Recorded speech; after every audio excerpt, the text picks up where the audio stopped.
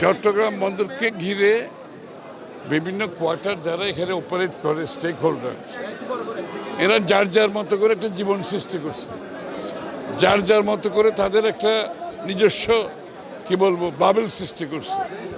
এবং এইখানে দেখা যাচ্ছে যে জিনিসপত্রের দাম বাড়ার পেছনে যে চট্টগ্রাম বন্দরকে ঘিরে যে অ্যাক্টিভিটিসগুলো হচ্ছে, এখানে অনেক কিছুর পিছনে দাম বাড়ার পেছনে অনেক কারণ আছে। চট্টগ্রাম বন্দরকে ঘিরে যে কাজগুলো চলছে, এখানে অনেক স্টেক হোল্ডার আছে এবং সবার সাথে আজকে আমি বসেছি এবং বসে প্রত্যেকটা পয়েন্টে আমি দেখে দেখে কোথায় কোথায় এই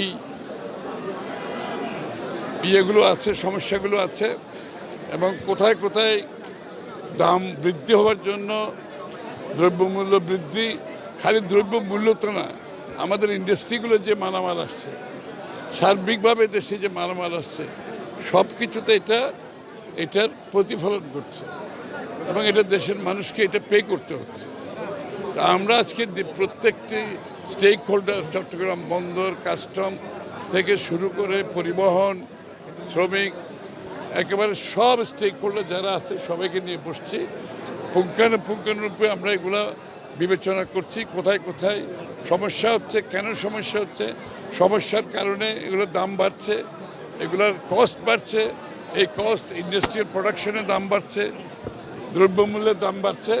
সুতরাং আমরা অনেকগুলো সমাধান দিতে পেরেছি, অনেকগুলো আমাদের কয়েকদিন সময় লাগবে, কারণ এগুলো ইন্টারমিনিস্ট্রিয়াল কিছু বিষয় আছে, সিদ্ধান্ত নিতে হবে।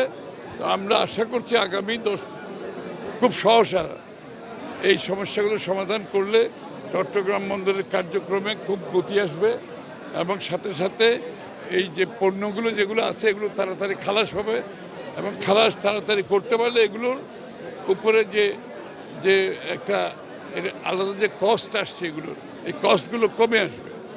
সুতরাং আমরা চেষ্টা করছি এটা যত তাড়াতাড়ি সম্ভব, বিশেষ করে এখন রোজার সময় যে পণ্যগুলো আছে রোজার জন্য, সেগুলো ডেলিভারি অনেক স্লো এবং এগুলোকে যত তাড়াতাড়ি আমরা ডেলিভারির ব্যবস্থা করাচ্ছি, যাতে করে ডেলিভারি কম থাকলে তো পণ্যের তো দাম বাড়তে থাকবে বাজারে।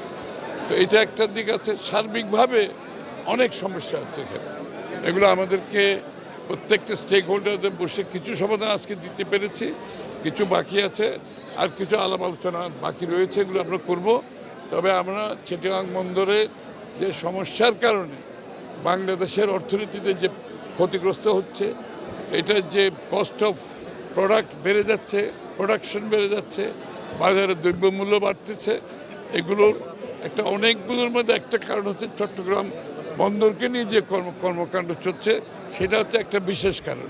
এটার সমাধান ইনশাল্লাহ আমরা দিতে যাব। কিছু সমাধান আজকে হয়েছে, কিছু শর্ট টার্ম হবে, আর কিছু আমরা আলোচনার মাধ্যমে শেষ করতে হবে।